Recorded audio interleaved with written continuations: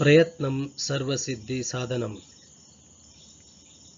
Hello everyone. Today let us learn about finite verbs and non-finite verbs.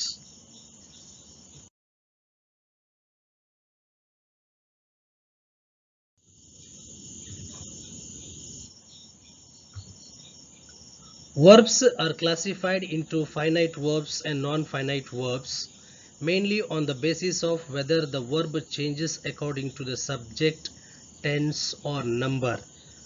ಅಂದರೆ ಒಂದು ವಾಕ್ಯದಲ್ಲಿರುವಂತಹ verb ಏನಿದೆಯೋ ಅದನ್ನು finite ಮತ್ತು ನಾನ್ ಫೈನೈಟ್ ವರ್ಬ್ಸ್ ಆಗಿ ಯಾವ ಆಧಾರದ ಮೇಲೆ ಅವುಗಳನ್ನು ವರ್ಗೀಕರಣ ಮಾಡ್ತಾರೆ ಅಂತ ಹೇಳಿದರೆ, ಅವುಗಳು ವಾಕ್ಯದಲ್ಲಿರುವ ಸಬ್ಜೆಕ್ಟ್ ಆಗಿರ್ಬೋದು ಅಥವಾ ವಾಕ್ಯದ ಟೆನ್ಸ್ ಆಗಿರ್ಬೋದು, ಅಲ್ಲಿರುವಂಥ ಸಿಂಗ್ಯುಲರ್ ಪ್ಲೂರಲ್ ಅನ್ನುವಂಥ ನಂಬರ್ ಆಗಿರ್ಬೋದು, ಅದರ ಪ್ರಕಾರ ಬದಲಾಗುವಂತಹ ವರ್ಬ್ಗಳು, ಬದಲಾಗದೇ ಇರುವಂಥ ವರ್ಬ್ಗಳು ಅಂತ ಹೇಳಿ ಅವರು finite verbs and non finite verbs ಅಂತ ವರ್ಗೀಕರಣ ಮಾಡಿದ್ದಾರೆ.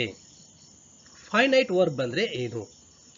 A finite verb is a verb that changes according to the subject, tense or number, subject, tense or number and forms the main verb of a clause. Finite verb ಅಂತ ಹೇಳಿದ್ರೆ ಇದು ಒಂದು ವಾಕ್ಯದ main verb ಆಗಿರುತ್ತೆ. ಇದು subject, tens ಮತ್ತು number ಪ್ರಕಾರ ಇದು ಏನಾಗ್ತಾ ಹೋಗುತ್ತೆ, ಬದಲಾಗ್ತಾ ಹೋಗುತ್ತೆ. ಅದಕ್ಕೆ ನಾವು ಫೈನೈಟ್ ವರ್ಬ್ ಅಂತ ಹೇಳ್ತೇವೆ. ಎಕ್ಸಾಂಪಲ್ಸ್ ಅನ್ನ ನೋಡೋಣ. First example, she writes a letter. She writes a letter. ಇಲ್ಲಿ ರೈಟ್ಸ್ ಅನ್ನೋದು ಫೈನೈಟ್ ವರ್ಬ್ ಆಗಿದೆ.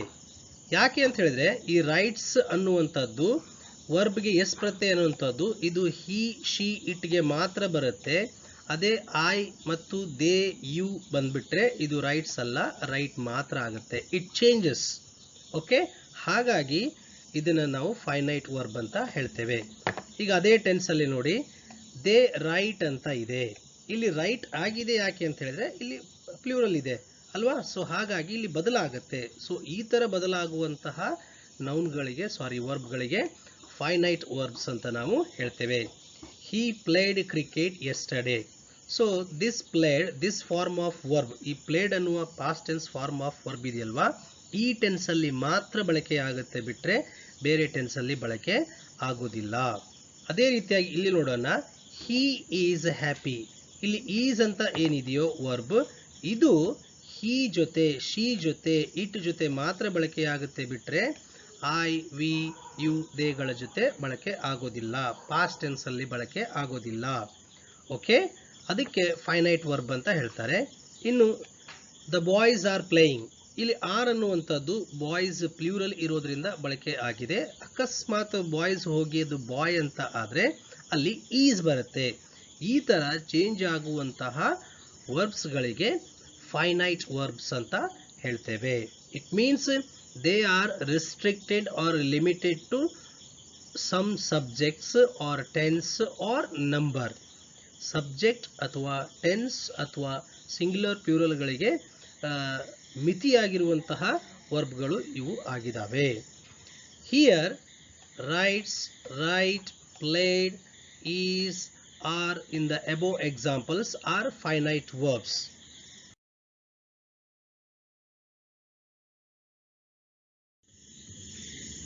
Okay, let us understand non-finite verb. Non-finite verb andre enu? A non-finite verb is a verb that does not change. ಇಲ್ಲಿ ನಾನು ಅದನ್ನ ಬೇರೆ ಕಲರಲ್ಲಿ type ಮಾಡಿ ಅದನ್ನು ಅಂಡರ್ಲೈನ್ ಮಾಡಿದ್ದೀನಿ ನೋಡಿ. According to the subject or tense, subject ಆಗಿರ್ಬೋದು, ಟೆನ್ಸ್ ಆಗಿರ್ಬೋದು, ಅವುಗಳ ಪ್ರಕಾರ ಇದೇನಾಗಲ್ಲ, ಬದಲಾಗಲ್ಲ. ಅದಕ್ಕೆ ನಾನ್ ಫೈನೈಟ್ ವರ್ಬ್ ಅಂತ ಹೇಳ್ತಾರೆ. It does not act as the main finite verb of A class. ಅಂದರೆ ಇದು ಒಂದು ವಾಕ್ಯದ ಮುಖ್ಯ ಕ್ರಿಯಾಪದ ಆಗಿ ಇದು ಫಂಕ್ಷನ್ ಮಾಡೋದಿಲ್ಲ. ಓಕೆ, ಎಕ್ಸಾಂಪಲ್ಸ್ ಅನ್ನ ನೋಡೋಣ, we will understand. So there are 3 non-finite verbs. Okay, let us have a look. The first one is infinitive. ಇಲ್ಲಿ ಇನ್ಫಿನಿಟಿವ್ ಅಂತ ಹೇಳಿದ್ರೆ ಸ್ಟಡಿ ಅನ್ನುವಂತಹ ವರ್ಬ್ ಇದೆ, ಇದಕ್ಕೆ ಟು ಅನ್ನೋದನ್ನ ಆಡ್ ಮಾಡಿಬಿಟ್ಟು ನಾವು ಇನ್ಫಿನಿಟಿವ್ ಆಗಿ ಬಳಸ್ತೇವೆ. So I want to study, we want to study, she wants to study. ಇದು ಯಾವುದೇ ರೀತಿಯ ಬದಲಾವಣೆ ಆಗೋದಿಲ್ಲ. I wanted to study. Okay, he is planning to study. You can use this in any tense with any subject. Okay, she likes to sing. See ನೋಡಿ ಅದನ್ನೇ ಇಲ್ಲಿ she likes ಅಂತ ಮಾಡಿದ್ದಾರೆ. ಸೊ ಇಲ್ಲಿ ಇರುವಂತ ಇನ್ಫಿನಿಟಿವ್ ಯಾವುದೇ ಬದಲಾವಣೆಯನ್ನ ಕಾಣಲಿಲ್ಲ. ಇಲ್ಲಿ I ಇದೆ, ಇಲ್ಲಿ she ಇದೆ, ಸಬ್ಜೆಕ್ಟ್ ಚೇಂಜ್ ಆಗಿದೆ. ನೀವು ಟೆನ್ಸ್ ಬೇಕಾದರೂ ಚೇಂಜ್ ಮಾಡಬಹುದು, ಆಮೇಲೆ ನಂಬರ್ ಬೇಕಾದರೂ ಚೇಂಜ್ ಮಾಡಬಹುದು, but this does not change, ಇದು ಬದಲಾಗೋದಿಲ್ಲ. ಅದಕ್ಕೆ ಏನು ಹೇಳ್ತಾರೆ, ನಾನ್ ಫೈನೈಟ್ ವರ್ಬ್ ಅಂತ ಹೇಳ್ತಾರೆ. ಓಕೆ, ಒನ್ ಮೋರ್, ಜಿರಂಡ್ ಅಂತ. ಜಿರಂಡ್ ಅಂತ ಹೇಳಿದ್ರೆ verb plus ING used as a noun. ವರ್ಬಿಗೆ ING ಅನ್ನು ಸೇರಿಸಿ ಅದನ್ನ ನೌನ್ ಆಗಿ ಬಳಸಲಾಗುತ್ತೆ. ಎಕ್ಸಾಂಪಲ್ ಇಲ್ಲಿ ನೋಡಿ, ಸ್ವಿಮ್ಮಿಂಗ್ ಈಸ್ ಗುಡ್ ಎಕ್ಸರ್ಸೈಸ್. ಈಗ ಇದು ಬದಲಾಗೋದಿಲ್ಲ. Swimming makes us stronger. Swimming helps us to exercise. ಹೀಗೆ ಇದು ಏನಾಗುತ್ತೆ ಅಂತ ಹೇಳಿದ್ರೆ ಬದಲಾಗೋದಿಲ್ಲ. I like swimming, she likes swimming, he liked swimming, ಹೀಗೆಲ್ಲ. ಸೊ ಇದು ಏನಾಗುತ್ತೆ ಅಂತ ಹೇಳಿದ್ರೆ ಬದಲಾಗೋದಿಲ್ಲ. ಈಗ I enjoy reading. So this is the perfect example. Okay, I enjoy reading, she enjoys reading, he was enjoying reading. So ಹೀಗೆ ನಾವು ಎಲ್ಲ ಟೆನ್ಸ್ಗಳಲ್ಲಿ ಎಲ್ಲ ಸಬ್ಜೆಕ್ಟ್ಗಳ ಜೊತೆ ಇದನ್ನು ಬಳಕೆ ಮಾಡಬಹುದು. ಯಾವುದು, ಜಿರಂಡನ್ನ. ಮತ್ತೊಂದು ಯಾವುದು ಅಂತ ಹೇಳಿದ್ರೆ participle. Verb form used as an adjective. ಈಗಾಗಲೇ ನಾವು ಕಳೆದ ವಿಡಿಯೋ ಅಲ್ಲಿ ಕಲ್ತಿದ್ದೇವೆ ಪಾರ್ಟಿಸಿಪಲ್ ಅಂದ್ರೆ ಏನು ಅಂತ. First example, the crying baby. The crying baby ಅಂತ ಇದೆ ಅಲ್ವಾ, ಇದು ಪಾರ್ಟಿಸಿಪಲ್ ಆಗಿ ಫಂಕ್ಷನ್ ಮಾಡ್ತಾ ಇದೆ. The crying baby needs attention. The crying child, okay, needed attention. ಹೀಗೆ ಬೇರೆ ಟೆನ್ಸಲ್ಲೂ ಕೂಡ ನಾವು ಬದಲಾಯಿಸಬಹುದು. ಅಥವಾ ದ ಕ್ರೈಯಿಂಗ್ ಚಿಲ್ಡ್ರನ್ ಅಂತ ಕೂಡ ನಾವು ಪ್ಲೂರಲ್ ಅಲ್ಲಿ ಬಳಸಬಹುದು. Okay, the next, the broken chair. The broken chair so was repaired ಅಂತ ಆಗಿದೆ ಅಲ್ವಾ. The broken chairs were repaired ಅಂತ ಆಗುತ್ತೆ. ಬ್ರೋಕನ್ ಸಿಂಗ್ಯುಲರ್ಗೂ ಬಳಕೆ ಆಗುತ್ತೆ, ಪ್ಲೂರಲ್ಗೂ ಬಳಕೆ ಆಗುತ್ತೆ, ಅಂಡ್ ಯಾವ ಟೆನ್ಸಲ್ಲಿ ಬೇಕಾದರೂ ಬಳಕೆ ಆಗುತ್ತೆ. The next perfect participle, having finished. Having finished ಅನ್ನುವಂಥದ್ದು ಇದೆ ಅಲ್ವಾ. ಸೊ ಇದು ಏನಂತ ಹೇಳಿದ್ರೆ ಯಾವಾಗಲೂ ಚೇಂಜ್ ಆಗೋದಿಲ್ಲ. Having finished his work, he met the principal.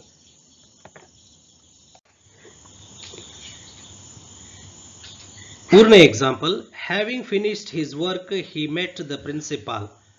So ಈ ಫಾರ್ಮಲ್ಲಿ ಬಳಕೆಯಾಗುವಂಥ ಪಾರ್ಟಿಸಿಪಲ್ ಇದೆಯಲ್ವಾ, ಸೊ ಇದನ್ನ ಯಾವ ಟೆನ್ಸು ಮತ್ತೆ ಯಾವ ಸಬ್ಜೆಕ್ಟ್ ಜೊತೆ ಬೇಕಾದರೂ ನಾವು ಬಳಸಬಹುದು. ಹಾಗಾಗಿ ಇದಕ್ಕೆ ನಾನ್ ಫೈನೈಟ್ ವರ್ಬ್ ಅಂತ ಕರೀತಾರೆ.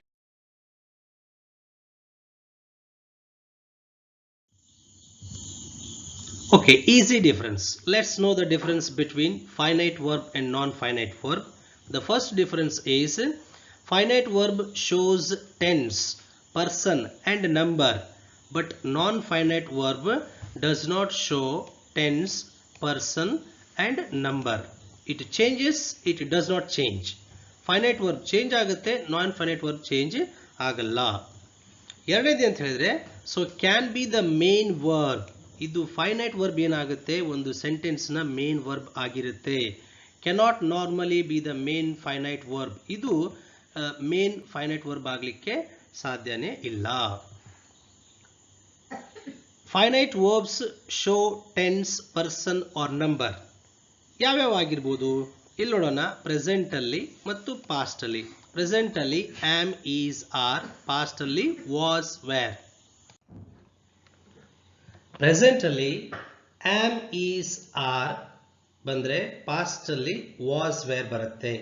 ಹ್ಯಾವ್, ಹ್ಯಾಸ್ ಪ್ರೆಸೆಂಟ್ ಅಲ್ಲಿ, ಹ್ಯಾಡ್ ಪಾಸ್ಟ್ ಅಲ್ಲಿ. ಡೂ, ಡಸ್ ಪ್ರೆಸೆಂಟ್ ಅಲ್ಲಿ, ಡಿಡ್ ಪಾಸ್ಟ್ ಅಲ್ಲಿ. ನೆಕ್ಸ್ಟ್ ಗೋ, ಗೋಸ್ ಮತ್ತೆ ವೆಂಟ್. Come, comes. ಸೊ ಈ ಪದಗಳು ಏನಂತ ಹೇಳಿದ್ರೆ ಫೈನೈಟ್ ವರ್ಬ್ಸ್ಗಳು ಆಗಿದ್ದಾವೆ. ಇನ್ನು ನಾನ್ ಫೈನೈಟ್ ವರ್ಬ್ಸ್ ಆಗಿ ಫಂಕ್ಷನ್ ಮಾಡುವಂಥವು ಯಾವುದು? Non finite verbs include infinitives, gerunds and participles. Infinitive ಯಾವ ಫಾರ್ಮಲ್ ಇರುತ್ತೆ? To go. ಜಿರಂಡ್ ಯಾವ ಫಾರ್ಮಲ್ ಇರುತ್ತೆ? Go plus ING, verb plus ING ಇರುತ್ತೆ. ಇನ್ನು ಪಾರ್ಟಿಸಿಪಲ್ ಅಲ್ಲಿ ಗೋಯಿಂಗ್ ಅಂತ ಬಳಕೆ ಆಗುತ್ತೆ, ಗಾನ್ ಅಂತ ಬಳಕೆ ಆಗುತ್ತೆ, ಹ್ಯಾವಿಂಗ್ ಗಾನ್ ಅಂತ ಬಳಕೆ ಆಗುತ್ತೆ. ಅಂದ್ರೆ ಇಲ್ಲಿ ಗೋ ಅನ್ನೋ ವರ್ಬ್ ಒಂದೇ ಅಂತ ಭಾವಿಸ್ಕೊಳ್ಬಾರ್ದು. So it can be any verb that acts as infinitive, gerund and participle. ಯಾವುದೇ ಕ್ರಿಯಾಪದ ಆಗಿರ್ಬೋದು, ಅದು ಇನ್ಫಿನಿಟಿವ್ ಆಗಿ, ಜಿರಂಡ್ ಆಗಿ, ಪಾರ್ಟಿಸಿಪಲ್ ಆಗಿ ಅದು ಕಾರ್ಯ ಮಾಡೋದಾದ್ರೆ ಅದನ್ನ ನಾನ್ ಫೈನೈಟ್ ವರ್ಬ್ ಅಂತಾನೆ ನಾವು ಹೇಳ್ತೇವೆ. An important example, she has been studying English. ಇಲ್ಲೊಂದು ಸೆಂಟೆನ್ಸ್ ಇದೆ ನೋಡಿ, ಬ್ಯೂಟಿಫುಲ್ ಸೆಂಟೆನ್ಸ್. ನೋಡೋಣ. ಇಲ್ಲಿ ಹ್ಯಾಸ್ ಬೀನ್ ಸ್ಟಡಿಂಗ್ ಅಂತ ಮೂರು ಪದಗಳನ್ನು ಮೂರು ಬಣ್ಣದಲ್ಲಿ ಕೊಟ್ಟಿದ್ದೇನೆ. ಯಾಕೆ ಅಂತ ಹೇಳಿದ್ರೆ ಅವು ಮೂರು ಒಂದು ಫೈನೈಟು, ನಾನ್ ಫೈನೈಟು ಅಥವಾ ಫೈನೈಟ್ ಏನೋ ಆಗಿರ್ಬೋದು. Okay, let's have a look. ಒಂದು ಎಕ್ಸಾಂಪಲ್ ನೋಡೋಣ. ಏನೇನಾಗಿರ್ಬೋದು ನೋಡೋಣ. ಹ್ಯಾಸ್ ಏನಾಗಿರ್ಬೋದು? ಹ್ಯಾಸ್ ಏನಂತ ಹೇಳಿದ್ರೆ ಇದು ಫೈನೈಟ್ ವರ್ಬ್. ಯಾಕೆ ಹೇಳಿ? ಹ್ಯಾಸ್ ಶಿ ಇದ್ದ ಕಾರಣಕ್ಕೆ ಬಂದಿದೆ, ಬಿಟ್ರೆ ಅಕಸ್ಮಾತ್ ಅಲ್ಲಿ ದೇ ಅಂತ ಬಂದ್ರೆ ಬದಲಾಗತ್ತೆ ಅಲ್ವಾ? ಇದು finite verb. Then next been. ಈಗ ಶಿ ಬದಲಾಗಿ ಐ ಬಂದ್ರೆ ಐ ಹ್ಯಾವ್ ಬೀನ್ ಅಂತ ಆಗುತ್ತೆ ಅಲ್ವಾ? ದೇ ಬಂದ್ರೆ ದೇ ಹ್ಯಾವ್ ಬೀನ್ ಅಂತ ಆಗುತ್ತೆ. ಬೀನ್ ಬದಲಾಗೋದಿಲ್ಲ. ಹಾಗಾದ್ರೆ ಇದೇನು?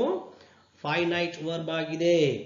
ಅದೇ ರೀತಿಯಾಗಿ ಮುಂದೆ ಸ್ಟಡಿಂಗ್. ಸ್ಟಡಿಂಗ್ ಅನ್ನುವಂತಹ ಪದ ಐ ಹ್ಯಾವ್ ಬೀನ್ ಸ್ಟಡಿಂಗ್ ಅಂತ ಆಗುತ್ತೆ, ವಿ ಹ್ಯಾವ್ ಬೀನ್ ಸ್ಟಡಿಂಗ್ ಅಂತ ಆಗುತ್ತೆ, ಶಿ ಹ್ಯಾಸ್ ಬೀನ್ ಸ್ಟಡಿಂಗ್ ಅಂತ ಆಗುತ್ತೆ. ಸೊ ಸ್ಟಡಿಂಗ್ ಅನ್ನೋದು ಬದಲಾಗೋದಿಲ್ಲ. ಹಾಗಾಗಿ ಇದು ಏನಾಗಿದೆ? ನಾನ್ ಫೈನೈಟ್ ವರ್ಬ್ ಆಗಿದೆ. Okay, so A verb phrase can contain both finite and non finite verbs. ಒಂದು ವಾಕ್ಯ ಏನಾಗಿರಬಹುದು? ಫೈನೈಟ್ ಮತ್ತೆ ನಾನ್ ಫೈನೈಟ್ ವರ್ಬ್ಸ್ ಎರಡನ್ನು ಕೂಡ ಒಳಗೊಂಡಿರಬಹುದು. ಇನ್ನು ಇದ್ರ ಮೇಲೆ ಒಂದಿಷ್ಟು ಮಲ್ಟಿಪಲ್ ಚಾಯ್ಸ್ ಕ್ವಶನ್ಸ್ ಅನ್ನ ಬಿಡಿಸೋಣ. Identify the finite verb in the sentence. ಇದರಲ್ಲಿ ಫೈನೈಟ್ ವರ್ಬ್ ಯಾವುದು? ಇಲ್ಲಿ ರೀಡಿಂಗ್ ಇದೆ ಅಲ್ವಾ, ಇದು ಚೇಂಜ್ ಆಗೋದಿಲ್ಲ. ಬಟ್ ಸಬ್ಜೆಕ್ಟ್ ಚೇಂಜ್ ಆದಾಗ ಈಸ್ ಚೇಂಜ್ ಆಗುತ್ತೆ. ಹಾಗಾಗಿ ಸೊ ಈಸ್ ಅನ್ನೋದೇ ಏನಾಗಿದೆ? ಫೈನೈಟ್ ವರ್ಬ್ ಆಗಿದೆ. Correct. Next example, identify the non finite verb. ಇದರಲ್ಲಿ ನಾನ್ ಫೈನೈಟ್ ವರ್ಬ್ ಯಾವುದು ಅಂತ ಹೇಳಿದ್ರೆ, ಸೊ ವೆಂಟ್ ಅನ್ನೋದು it's limited to only simple past tense, ಅಲ್ಲಿ ಮಾತ್ರ ಬಳಕೆ ಆಗುತ್ತೆ, ಮತ್ತೆಲ್ಲೂ ಬಳಕೆ ಆಗೋದಿಲ್ಲ. ಟು ಬೈ ಅನ್ನೋದು it can be used in any tense, with any subject, with any number ಅಲ್ವಾ? ಸೊ ಹಾಗಾಗಿ ಟು ಬೈ ಅನ್ನುವಂಥದ್ದೇ ಏನಾಗಿದೆ? ರೈಟ್ ಆನ್ಸರ್ ಆಗಿದೆ. Next example, which of the following is a finite verb. ಇದರಲ್ಲಿ ಯಾವುದು ಫೈನೈಟ್ ವರ್ಬ್ ಆಗಿದೆ? To right ಇದು infinitive, writing ಜಿರಂಡ್, wrote ಇದು past tense ಅಲ್ಲಿ ಇದೆ. Okay, return. ಸೊ ರಿಟರ್ನ್ ಅನ್ನ ಕೂಡ ನಾವು ಪಾರ್ಟಿಸಿಪಲ್ ಆಗಿ ಬಳಸ್ತೇವೆ. ಹಾಗಾಗಿ right is the it's in past tense. Wrote is the right answer and it is a finite verb. Okay, next example, which of the following is a non-finite verb. ಇದರಲ್ಲಿ non finite verb ಯಾವುದು ಅಂತ ಕೇಳಿದ್ದಾರೆ. Sings ಅನ್ನೋದು ಒಂದು ಟೆನ್ಸ್ಗೆ ಮಾತ್ರ ಸೀಮಿತ ಆಗಿರುತ್ತೆ. ಸ್ಯಾಂಗ್ ಅನ್ನೋದು ಕೂಡ ಒಂದು ಟೆನ್ಸ್ಗೆ ಮಾತ್ರ ಸೀಮಿತ ಆಗಿರುತ್ತೆ. ಸಿಂಗ್ ಅನ್ನೋದು ಕೂಡ ಒಂದು ಟೆನ್ಸ್ಗೆ ಮಾತ್ರ ಸೀಮಿತ ಆಗಿರುತ್ತೆ. But singing can be used ಅಲ್ವಾ?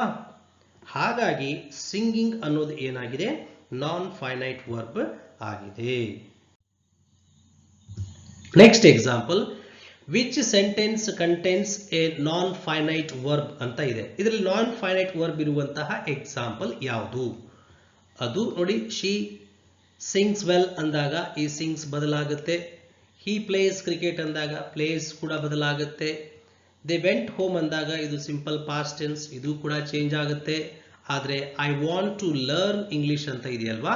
ಸೊ ಈ ಟು ಲರ್ನ್ ಅನ್ನುವಂತಹ ಇನ್ಫಿನಿಟಿವ್ ಮಾತ್ರ ಬದಲಾಗೋದಿಲ್ಲ. ಹಾಗಾಗಿ ನಾನ್ ಫೈನೈಟ್ ವರ್ಬ್ ಇರುವಂತಹ ಸೆಂಟೆನ್ಸ್ ಯಾವುದು ಅಂತ ಹೇಳಿದ್ರೆ ಸಿ ಆಗಿದೆ. And it is the right answer. Next example, which sentence contains only A finite verb. Finite verb ಮಾತ್ರ ಇರುವಂತಹ ಸೆಂಟೆನ್ಸ್ ಯಾವುದು? ಶಿ ಸಿಂಗ್ಸ್ ಮೆಲೋಡಿಯಸ್ಲಿ, ಇದು ಫೈನೈಟ್ ವರ್ಬ್ ಆಗಿದೆ. ನೆಕ್ಸ್ಟ್ ನೋಡೋಣ. ಇಲ್ಲಿ ಈಸ್ ಅನ್ನೋದು ಫೈನೈಟ್ ವರ್ಬ್ ಆಗಿದೆ ಮತ್ತು ಸಿಂಗಿಂಗ್ ಅನ್ನೋದು ನಾನ್ ಫೈನೈಟ್ ಆಗಿದೆ. ಶಿ ಲೈಕ್ಸ್, ಇದು ಫೈನೈಟ್ ವರ್ಬ್ ಆಗಿದೆ. ಸಿಂಗಿಂಗ್ ಅನ್ನೋದು ನಾನ್ ಫೈನೈಟ್ ವರ್ಬ್ ಆಗಿದೆ. ಶಿ ಲೈಕ್ಸ್ ಅನ್ನೋದು ಫೈನೈಟ್ ವರ್ಬ್ ಆಗಿದೆ. ಟು ಸಿಂಗ್ ಅನ್ನೋದು ನಾನ್ ಫೈನೈಟ್ ಆಗಿದೆ. ಇಲ್ಲಿ ನೋಡಿ, ಕ್ವಶನ್ ಅಂಡರ್ಸ್ಟ್ಯಾಂಡ್ ಮಾಡ್ಕೊಳ್ಳೋದು ತುಂಬಾ ಇಂಪಾರ್ಟೆಂಟ್ ಆಗಿರುತ್ತೆ.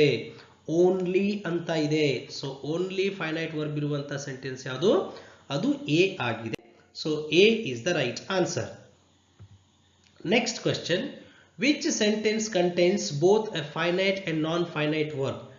ಈ ಫೈನೈಟ್ ಮತ್ತು ನಾನ್ ಫೈನೈಟ್ ವರ್ಬ್ ಎರಡೂ ಇರುವಂತಹ ವಾಕ್ಯ ಯಾವುದು? ಬರ್ಡ್ಸ್ ಫ್ಲೈ ಒಂದೇ ವರ್ಬ್ ಇದೆ. ಓಕೆ, ಇದು ಫೈನೈಟ್ ವರ್ಬ್ ಆಗಿದೆ. ನೆಕ್ಸ್ಟ್ ಶಿ ಸಿಂಗ್ಸ್, ಇಲ್ಲಿ ಕೂಡ ಸಿಂಗ್ಸ್ ಒಂದೇ ಇದೆ, ಬದಲಾಗುತ್ತೆ ಫೈನೈಟ್ ವರ್ಬ್. ದೇ ಅರೈವ್ಡ್, ಇದು past tense, simple past tense, it also changes. He likes to swim, ಇಲ್ಲಿ ಲೈಕ್ಸ್ ಅನ್ನೋದು ಏನಾಗಿದೆ? ಫೈನೈಟ್ ವರ್ಬ್ ಆಗಿದೆ. ಟು ಸ್ವಿಮ್ ಅನ್ನೋದು ನಾನ್ ಫೈನೈಟ್ ವರ್ಬ್ ಆಗಿದೆ. ಹಾಗಾಗಿ C is the right answer. In the sentence she has been working hard, which is non finite, ಇದರಲ್ಲಿ ಯಾವುದು ಅಂತ ಕೇಳಿದ್ದಾರೆ ನೋಡಿ. ಹ್ಯಾಸ್ ಇದೆಯಲ್ವಾ, ಇದು ಫೈನೈಟ್ ವರ್ಬ್ ಆಗಿದೆ. ಹ್ಯಾಸ್ ಬೀನ್ ಅಂತ ಕೊಟ್ಟಿದ್ದಾರೆ. ಇಲ್ಲಿ ಹ್ಯಾಸ್ ಫೈನೈಟ್ ಆಗಿದೆ. ಓಕೆ, ಸೊ ಬೀನ್ ಅನ್ನೋದು ನಾನ್ ಫೈನೈಟ್ ಆಗಿದೆ. ಒಂದು ಫೈನೈಟ್ ಒಂದು ನಾನ್ ಫೈನೈಟ್ ಕೊಟ್ಟಿದ್ದಾರೆ. ಇಲ್ಲಿ ಬೀನ್ ಮತ್ತು ವರ್ಕಿಂಗ್ ಕೊಟ್ಟಿದ್ದಾರೆ. ಇವು ಎರಡೂ ಕೂಡ ಏನಾಗಿದ್ದಾವೆ ಅಂತ ಹೇಳಿದ್ರೆ ನಾನ್ ಫೈನೈಟ್ ಆಗಿದ್ದಾವೆ. So C is the right answer. Thank you for watching the video. So ನೀವು ದಯವಿಟ್ಟು ಲೈಕ್ ಮಾಡಿ, ಶೇರ್ ಮಾಡಿ ಮತ್ತು ನಮ್ಮ ಚಾನಲ್ನ ಸಬ್ಸ್ಕ್ರೈಬ್ ಮಾಡಿ. Thank you.